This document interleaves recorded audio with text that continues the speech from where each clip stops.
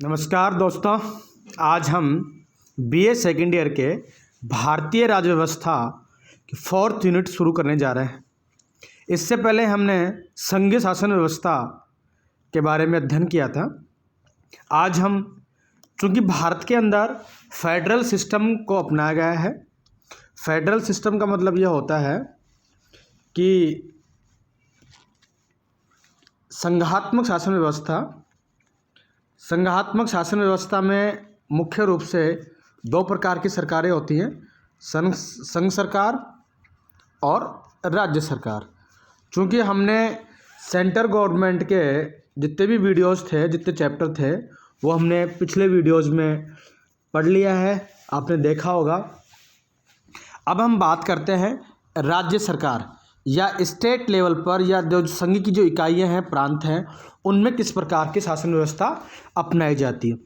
क्योंकि भारत के अंदर फेडरल सिस्टम को अपनाया गया है, इसका मतलब ये हुआ कि भारत में जिस प्रकार से संघ शासन व्यवस्था में जो व्यवस्थाएं संविधान के द्वारा स्थापित की गई हैं, वैसी ही कुछ व्यवस्थाएं राज्य के शासन व्यवस्थाओं में भी हमें देखने को मिलती हैं। तो सबसे पहले हम बात करते हैं राज्य का शासन या सरकार किस प्रकार से विभाजित है, डिवाइड की गई है। तो हम बात करेंगे जिस प्रकार से सेंटर के अंदर कार्यपालिका, व्यवस्थापिका या विधायिका और न्यायपालिका सरकार के प्रमुख अंग होते हैं। कार्यपालिका, व्यवस्थापिका और न्यायपालिका, या यूं कहें व्यवस्थापिका, कार्यपालिका और न्यायपालिका, ये सरकार के बेसिक अंग होते हैं।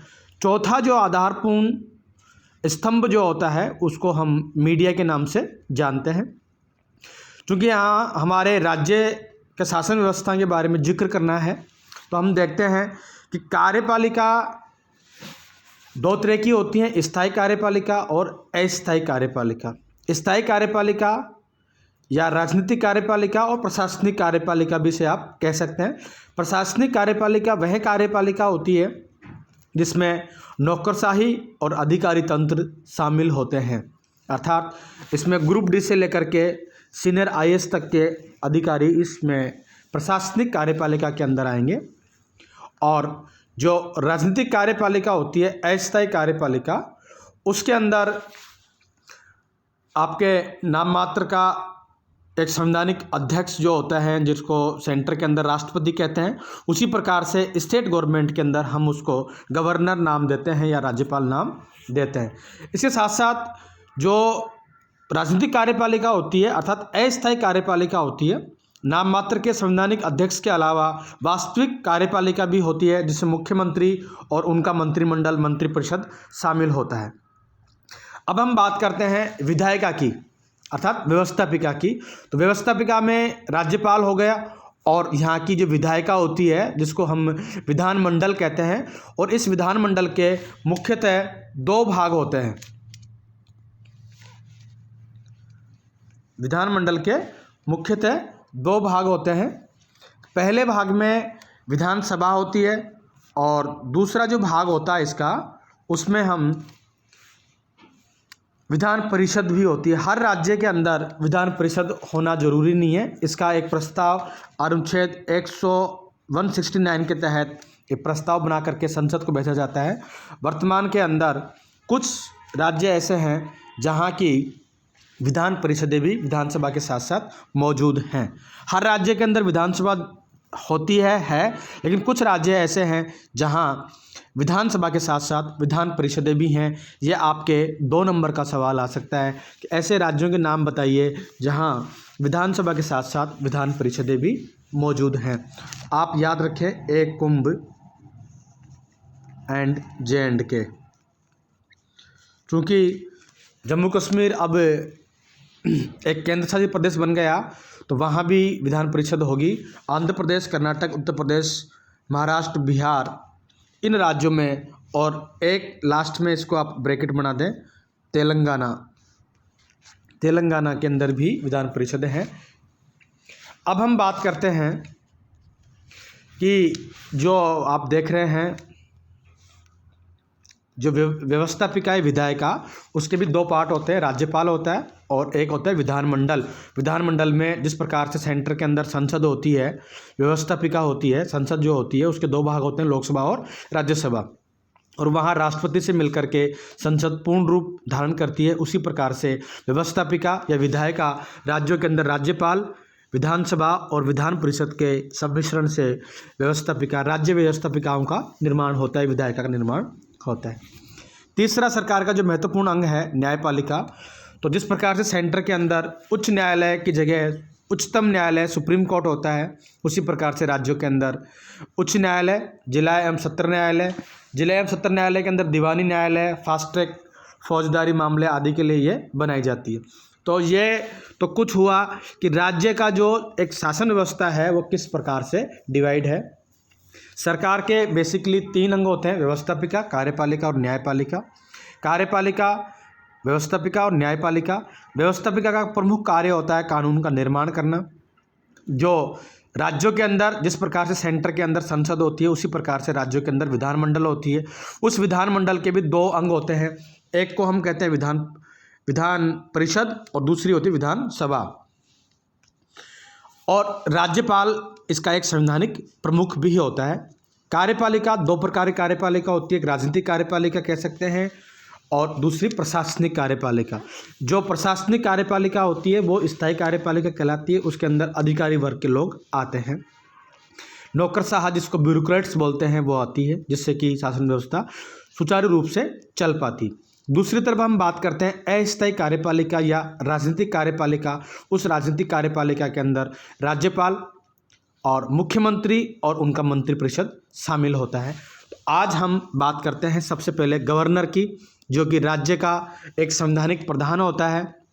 जिस प्रकार से सेंट्रल गवर्नमेंट में राष्ट्रपति देश का संवैधानिक प्रधान होता है, नाममात्र का वह प्रधान होता है, हेड ऑफ स्टेट होता है, उसी प्रकार से राज्यों के अंदर हेड ऑफ यूनिट्स या प्रांत राज्य का जो मुखिया होगा वो होगा गवर्नर।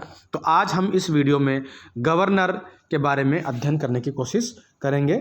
तो आप सबसे पहले देखें कि राज्य सरकार में जो सबसे संवैधानिक प्रधान जो होता है वो गवर्नर होता है, क्योंकि यह संवैधानिक प्रधान का मतलब है नाम मात्र की शक्तियां होती हैं और वास्तविक शक्तियां मुख्यमंत्री और उनके मंत्रिमंडल या मंत्रिपरिषद में सम्मिलित होती हैं। तो सबसे पहले हम देखते हैं गवर्नर किस अनुच्छेद में किस प्रकार से के कार्य करते हैं, कौन कौन सी इनको शक्तियाँ मिली हुई हैं। और जो गवर्नर का पद है भारतीय शासन व्यवस्था में एक विवादास्पद पद बना हुआ है। तो क्यों बना हुआ है, क्या ऐसा कारण रहा है जिसके आधार पर हम कह सकते हैं कि गवर्नर का पद एक विवादास्पद का पद है। तो जिस प्रकार से सेंट्रल गवर्नमेंट में सरकार के 3 मुख्य अंग बताए गए हैं, कार्यपालिका, व्यवस्थापिका और न्यायपालिका, उसी प्रकार से राज्यों में भी कार्यपालिका, विधानमंडल और न्यायपालिका ये 3 मुख्य अंग हैं। कार्यपालिका का वर्णन जो किया गया है हमारे स्टेट गवर्नमेंट की इंडियन कॉन्स्टिट्यूशन के अनुसार वो है अनुच्छेद 152 से लेकर के 167 तक इनका उल्लेख किया गया है। आप 52 में राष्ट्रपति है उसमें 100 जोड़ दें तो 152 हो जाता है। विधानमंडल यानी जो विधानसभा और विधान परिषदें जो होती हैं उनका उल्लेख किया गया है 168 से 213 तक, और न्यायपालिका 214 से लेकर के 237 तक। उसके अंदर सुप्रीम कोर्ट का जो उल्लेख किया गया है, इस एक को इधर कर दें, 2 को इधर कर दें आप, तो यह हो जाएगा आपके 214। वहाँ सुप्रीम कोर्ट का उल्लेख किया गया है 124 के अंदर, सुप्रीम कोर्ट 1 to 4, और इधर जो हाई कोर्ट है उसका वर्णन किया गया है 214 पे। तो इस एक को इधर लाना है और 2 को इधर लाना है, 2 को इधर लाएंगे तो 214 हो जाएगा, 214 आपके यहाँ आ जाएगा, याद करने के लिए है। सेंटर के अंदर जो राष्ट्रपति है वो 52 अनुच्छेद 52 से शुरू होता है, इसके आगे आपको एका लगाना है 152, तो ये हो जाएगा गवर्नर यानी राज्यपाल। इस प्रकार से कुछ आप याद कर सकते हैं। अब हम बात करते हैं कि गवर्नर की किस प्रकार से अपॉइंटमेंट होती है, इनके कौन कौन से अधिकार होते हैं। तो सबसे पहले देखते हैं हम जिस प्रकार से अनुच्छेद 12 के अंदर कहा गया है कि राज्य की परिभाषा, उसी प्रकार से 152 में राज्य की परिभाषा है। अनुच्छेद 153 में प्रावधान किया गया है कि प्रत्येक राज्य का एक राज्यपाल होगा, अर्थात प्रत्येक राज्य के लिए गवर्नर होगा, लेकिन एक व्यक्ति को एक से अधिक राज्यों का भी राज्यपाल बनाया जा सकता है। ये अनुच्छेद 153 में भारतीय संविधान में लिखा हुआ है कि प्रत्येक राज्य का एक राज्यपाल होगा, लेकिन उसी व्यक्ति को एक से अधिक राज्यों का राज्यपाल भी बनाया जा सकता है। ऐसी परिस्थिति में राष्ट्रपति निर्धारित करता है कि कौन सा राज्य वेतन का कितना भाग राज्यपाल को प्रदान करेगा। जो राज्यपाल को वेतन मिलता है उस वेतन में कितना रेशियो किस राज्य का होगा, इसका निर्धारण करने का अधिकार राष्ट्रपति के पास होता है। यह वेतन संबंधी प्रावधान 7वें संविधान संशोधन 1956 द्वारा अनुच्छेद 158(3) में जोड़ा गया है। अब हम बात करते हैं 156। अनुच्छेद 156 के अनुसार राज्यपाल की पदावधि या कार्यकाल कितने वर्ष का होता है। तो वैसे तो सामान्य रूप से देखा जाए तो राज्यपाल का कार्यकाल 5 वर्ष का होता है, लेकिन ये 5 वर्ष राज्यपाल की पदावधि फिक्स नहीं है। राज्यपाल अपने पद पर अंतिम रूप से राष्ट्रपति के प्रसाद पर्यंत तक रह सकता है। ये बहुत ही इम्पोर्टेंट है। ये ऑब्जेक्टिव टाइप क्वेश्चंस में, कंपटीशन वाली एग्जाम में कई बार सवाल आया हुआ है कि राज्यपाल का कार्यकाल होता है 5 वर्ष, राष्ट्रपति की इच्छा पर्यंत 6 वर्ष या 10 वर्ष। तो आप इसमें राष्ट्रपति की इच्छा पर्यंत या प्रसाद पर्यंत वो अपने पद पर बना रहता है। सामान्य रूप से देखा जाए तो राज्यपाल का कार्यकाल टेन्योर जो होता है वो 5 ईयर का होता है, लेकिन इसमें जो अनुच्छेद 156 में जो लिखा हुआ है अंतिम रूप से ये राष्ट्रपति के प्रसाद पर्यंत तक अपने पद पर बने रहते हैं। अनुच्छेद 361 के अंतर्गत राज्यपाल को निम्न उन्मुक्तियां मतलब छूट मिली हुई हैं, उस पर पद अवधि के दौरान, अर्थात जब वो राज्यपाल हैं या अपने पद पर हैं उस दौरान इनके विरुद्ध कोई आपराधिक मुकदमा नहीं चलाया जा सकता। दूसरी बात है वह अपने कार्य के प्रति उत्तरदायी नहीं होते हैं। राज्यपाल पर व्यक्तिगत हैसियत से सिविल मामलों में कार्रवाई हो सकती है, लेकिन ऐसी सूचना 2 माह पूर्व राज्यपाल को देना आवश्यक है। अनुच्छेद 163 में राज्यपाल को स्व विवेकाधिकार शक्तियां भी प्रदान की गई है। अपने विवेक के अनुसार वो शक्तियों का प्रयोग कर सकते हैं आर्टिकल 163 के तहत। अब हम बात करते हैं कि जो स्टेट्स के अंदर राज्यपाल होते हैं उनकी जो भूमिका है, उनका जो रोल है वो 2 प्रकार से हमें देखने को मिलता है। पहला तो है संवैधानिक अध्यक्ष के रूप में या औपचारिक अध्यक्ष के रूप में, या राज्य का प्रथम व्यक्ति संवैधानिक अध्यक्ष के रूप में, और दूसरा है केंद्र के प्रतिनिधि के एजेंट के रूप में ये कार्य करते हैं। तो आपको यहाँ समझना होगा कि राज्यपाल चूँकि राज्य का सबसे बड़ा व्यक्ति होता है, संवैधानिक प्रधान होता है, वो नाम मात्र का संवैधानिक प्रधान होता है। वास्तविक जो प्रधान होता है वो सीएम और उसका मंत्रिमंडल होता है। अब राज्यपाल की जो दोहरी भूमिका है उस दोहरी भूमिका को हम इस प्रकार से समझ सकते हैं। एक तो औपचारिक अध्यक्ष के रूप में वो क्या कार्य करता है और केंद्र के प्रतिनिधि के रूप में उसकी क्या भूमिका होती है। तो सबसे पहले हम देखते हैं औपचारिक अध्यक्ष के रूप में। औपचारिक अध्यक्ष का मतलब संवैधानिक अध्यक्ष के रूप में राज्य का पहला व्यक्ति राज्यपाल होता है, इसलिए उन्हें हम औपचारिक अध्यक्ष या संवैधानिक अध्यक्ष के रूप में जानते हैं। तो औपचारिक अध्यक्ष के रूप में पहला काम विधायी शक्तियाँ। विधायी का मतलब होता है कानून से संबंधित कौन कौन सी शक्तियाँ राज्यपाल को मिली हुई हैं। यह विधानसभा का सत्र बुला सकते हैं, अर्थात यूँ कह सकते हैं कि राज्यपाल जो होते हैं विधानसभा का सत्र बुलाते हैं, सत्र का अवसान कर सकते हैं, संदेश भेज सकते हैं, अभिभाषण करते हैं। जब विधानसभा चलती है तो पहला जो अभिभाषण होता है, भाषण जो होता है वो राज्यपाल का ही होता है, तथा अध्यादेश भी जारी कर सकते हैं। अध्यादेश का मतलब होता है ऑर्डिनेंस, तो 213 के अंतर्गत होता है। इसको आप समझने की कोशिश करें। ऑर्डिनेंस यानी अध्यादेश। जब हमने राष्ट्रपति पढ़ा था तब आपने देखा होगा, मैंने बताया होगा 1, 2, 3 अनुच्छेद 123 के तहत, आर्टिकल 123 के तहत राष्ट्रपति जब संसद का सत्र नहीं चल रहा हो, तब कोई राष्ट्रीय महत्व का विशेष कोई कानून हो उसको पास करने के लिए ऑर्डिनेंस जारी कर सकते हैं। उसका अनुच्छेद आएगा 123। हाल ही के दिनों के अंदर किसान आंदोलन जो चल रहा है, किसान संबंधी जो बिल पास हुए हैं 3, वो भी ऑर्डिनेंस ही हैं। जब संसद का सत्र नहीं चल रहा था तो राष्ट्रपति श्रीमान कोविंद साहब ने एक ऑर्डिनेंस निकाला, कृषि बिल में सुधार नामक जो ऑर्डिनेंस था, वो भी ऑर्डिनेंस ही है। संसद सत्र नहीं चल रहा था तो उन्होंने ऑर्डिनेंस निकाला और आर्टिकल 123 के तहत, अनुच्छेद 123 के तहत राष्ट्रपति ऑर्डिनेंस निकाल सकते हैं, अध्यादेश निकाल सकते हैं। अब हम बात कर रहे हैं चूंकि राज्य सरकारों की, अब उसके अंदर राष्ट्रपति की जगह होते हैं राज्यपाल, जिसको हम गवर्नर कहते हैं। ये गवर्नर अनुच्छेद 213, आप इसको क्या करें, वहाँ आपने लिखा अनुच्छेद 1, 2, 3, अब इसको क्या करना है, 2 को इधर लाना है, 1 को इधर ले जाना है, तो क्या हो गया ये 2, 1, 3। तो राज्यपाल अनुच्छेद 213 के अनुसार, अनुच्छेद 213 के अनुसार जब विधानसभा का सत्र नहीं चल रहा हो तो कोई कानून बनाने का अध्यादेश जारी कर सकते हैं। क्या जारी कर सकते हैं? अध्यादेश को बोलते हैं ऑर्डिनेंस जारी कर सकते हैं। आपके शायद समझ में आ गया होगा कि राष्ट्रपति 1, 2, 3, 2 को इधर लाना है, 1 को इधर ले जाना है, 213 बन जाएगा और वह हो जाएगा गवर्नर यानी राज्यपाल का अध्यादेश जारी करने का अधिकार। तो पहली बात तो यह है कि विधायी शक्तियाँ, विधायी मतलब कानूनी शक्तियों में राज्यपाल क्या क्या कर सकता है। विधानसभा का सत्र बुला सकता है, सत्र को अवसान कर सकता है, कुछ संदेश भेज सकता है, अभिभाषण करता है। जब विधानसभा पहली बार विधानसभा शुरू होती है तब अभिभाषण करते हैं और 213 के तहत वो अध्यादेश भी जारी कर सकते हैं। राज्यपाल विधानसभा में किसी भी अल्पमत समुदाय के एक सदस्य को नियुक्त कर सकता है।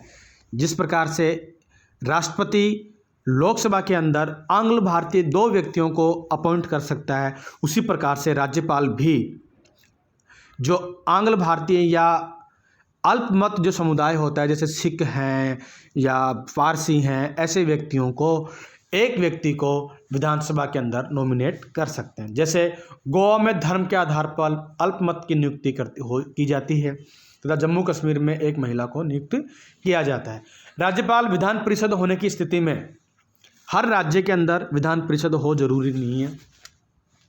जिस प्रकार से सेंटर गवर्नमेंट के अंदर संसद होती है और संसद के 2 अंग होते हैं, लोकसभा और राज्यसभा, उसी प्रकार से राज्यों के अंदर इस संसद की जगह विधानमंडल होते हैं। क्या होते हैं? विधानमंडल। आप इसको अच्छी तरह याद कर लें, विधानमंडल। और इस विधानमंडल के भी 2 सदन होते हैं, जिस प्रकार से लोकसभा और राज्यसभा होती है, लेकिन इनका नाम यहाँ विधानसभा और दूसरा होता है विधान परिषद। तो हर राज्य के अंदर विधानसभा तो होती है लेकिन विधान परिषद हो ऐसा जरूरी नहीं है। अभी 8 राज्यों के अंदर विधानसभा के साथ साथ विधान परिषद भी मौजूद हैं। अब स्थिति यह है, मैं आपको बताना चाह रहा हूं कि अगर किसी राज्य में, जैसे मान लो कि महाराष्ट्र के अंदर विधानसभा के साथ साथ यूपी के अंदर विधानसभा के साथ साथ विधान परिषद भी है, ऐसी स्थिति के अंदर राज्यपाल विधान परिषद होने की स्थिति में 1/6 सदस्य मनोनीत कर सकता है। जिस प्रकार से राष्ट्रपति राज्यसभा के अंदर 12 सदस्यों को नॉमिनेट कर सकता है, उसी प्रकार से राज्यपाल विधान परिषद में 1/6 सदस्यों को नॉमिनेट कर सकता है, जो कला, विज्ञान, साहित्य, समाज सेवा, सहकारिता आदि के अंदर विशेष उल्लेखनीय योगदान या सेवाभावी होते हैं। ऐसे व्यक्तियों को राज्यपाल चाहे तो विधान परिषद के अंदर 1/6 टोटल संख्या के 1/6 सदस्यों को नॉमिनेट कर सकता है। ये 1/6 क्यों लिखी हुई है? क्योंकि राज्यसभा की सदस्य संख्या तो फिक्स होती है, लेकिन हर राज्य में विधान परिषद की सदस्य संख्या वहाँ की सदस्य संख्या विधानसभा की सदस्य संख्या के 1/3 पे डिपेंड करती है, इसलिए 1/6 सदस्य संख्या लिखी हुई है। अब विधायी शक्ति के बाद में राज्यपाल की दूसरी जो महत्वपूर्ण शक्ति है वो है कार्यपालिका शक्ति। कार्यपालिका मतलब कानून बनाने से रिलेटेड शक्ति या उनको इम्प्लीमेंट करने से रिलेटेड शक्ति क्या होती है? यह सीएम की अपॉइंटमेंट करता है, अर्थात कार्यपालिका मतलब जो जिस राज्य का सीएम होगा उस राज्य की अपॉइंटमेंट करने का कार्य कार्यपालिका शक्ति के अंतर्गत राज्यपाल करता है। अब सीएम कौन बनेगा, इसका निर्धारण उस राज्य की विधानसभा में बहुमत दल के नेता को राज्यपाल सीएम पद की अपॉइंटमेंट करवाते हैं, शपथ दिलवाते हैं, अर्थात सीएम का अपॉइंटमेंट होता है। सीएम भी पहले एक एमएलए ही होते हैं, वो एमएलए के रूप में एमएलए की शपथ ले लेते हैं और सीएम पद की जो अपॉइंटमेंट होती है वो राज्यपाल के द्वारा होती है। जिस प्रकार से सेंट्रल गवर्नमेंट में प्रधानमंत्री की अपॉइंटमेंट राष्ट्रपति द्वारा होती है, उसी प्रकार से स्टेट गवर्नमेंट के अंदर सीएम की अपॉइंटमेंट गवर्नर के द्वारा की जाती है तथा सीएम की सलाह के आधार पर अन्य मंत्रियों की नियुक्ति भी राज्यपाल करते हैं। वह जैसे मान लो राजस्थान के अंदर आरपीएससी है या जितनी भी स्टेट पीएससी होती हैं, उनके सदस्यों और उनके चेयरमैन का अपॉइंटमेंट भी गवर्नर की सीएम की सिफारिश या मंत्रिमंडल की सिफारिश के आधार पर गवर्नर ही करते हैं। राज्य मानवाधिकार आयोग, निर्वाचन आयोग के सदस्य, सूचना आयुक्त, सूचना आयोग, राज्य महाधिवक्ता आदि की नियुक्ति संबंधित राज्य का राज्यपाल करता है। अब इनकी राज्यपाल की कुछ न्यायिक शक्तियां होती हैं। अनुच्छेद 161 के अंतर्गत राज्यपाल राज्य सूची के किसी विषय को पर समाधान कर सकता है, लेकिन वह मृत्युदंड को और सैनिक न्यायालय के दंड को माफ़ नहीं कर सकता। राज्य सूची का कोई विषय हो और उस पर किसी ने अपराध कर दिया हो, ऐसे मामले में गवर्नर संबंधित व्यक्ति को क्षमादान कर सकते हैं, लेकिन अगर किसी व्यक्ति को मृत्युदंड मिला हुआ हो तो उसको माफ़ करने का अधिकार केवल और केवल राष्ट्रपति को है और सैनिक न्यायालय के दंड को राज्यपाल माफ़ नहीं कर सकता। उच्च न्यायालय के अन्य न्यायाधीशों की नियुक्ति के समय राष्ट्रपति उच्च न्यायालय के मुख्य न्यायाधीश तथा सर्वोच्च न्यायालय के मुख्य न्यायाधीश के साथ साथ राज्यपाल से भी परामर्श करता है और इन तीनों में बराबर महत्व देता है। न्यायिक शक्तियों के अंदर ये कुछ इनको शक्तियाँ मिली हुई। वित्तीय शक्तियों के मामले के अंदर राज्यपाल को वित्त मंत्री राज्यपाल की ओर से ही विधानसभा में बजट पेश करता है, अर्थात जो राज्य का वित्त मंत्री होगा, जैसे राजस्थान के अंदर भी वित्त मंत्री अशोक गहलोत हैं, मुख्यमंत्री भी हैं और वो वित्त मंत्री भी हैं। तो राजस्थान में जो वित्त मंत्री हैं वो राज्यपाल की ओर से ही, अर्थात राज्यपाल के कहने से ही विधानसभा के अंदर अपना बजट पेश करते हैं। धन विधेयक पर राज्यपाल की पूर्व अनुमति ली जाती है। जिस प्रकार से धन विधेयक केवल और केवल लोकसभा में पेश किया जाता है, उसी प्रकार से धन विधेयक विधानसभा में पेश किया जाएगा और उस धन विधेयक में सेंट्रल गवर्नमेंट में राष्ट्रपति की पूर्व अनुमति होती है। उसी प्रकार से राज्यों में भी धन विधेयक की पूर्व अनुमति के लिए राज्यपाल की पूर्व अनुमति होना आवश्यक है।